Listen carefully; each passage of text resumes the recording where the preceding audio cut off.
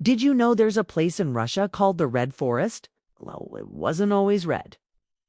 And that's why they call it the Red Forest.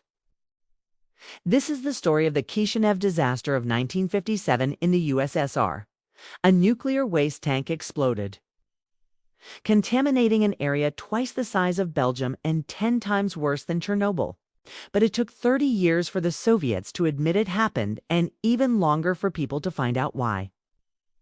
It was September 29, 1957, when a sudden power surge at the Kyshtym nuclear reactor in the southern Urals caused the reactor to overheat.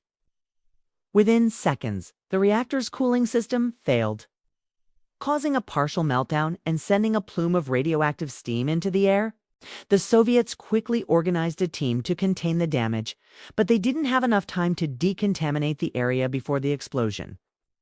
A fireball the size of a house engulfed the surrounding forest, turning everything in the path of its flames to ash. Winds then carried the radioactive fallout over an area of 20,000 square kilometers, contaminating the land and water with radioactive waste. In total, more than 200,000 people were exposed to dangerous levels of radiation. But the Soviets did their best to cover up the disaster. They relocated entire villages, sealed them off from the outside world, and told their residents they were moving for their own safety. Those who tried to return home were met with armed guards and tanks. It wasn't until 1989 that the truth of the Kyshtym disaster was revealed to the world, thanks to the efforts of a group of Soviet dissidents. They released a report detailing the events of that day and the subsequent cover-up, which caused the forest to turn red. Since then, the area has become known as the Red Forest. And in 2014, it was added to the UNESCO World Heritage List as a site of global importance.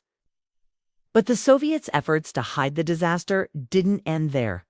They also created a fictional story to explain the high levels of radiation found in the area.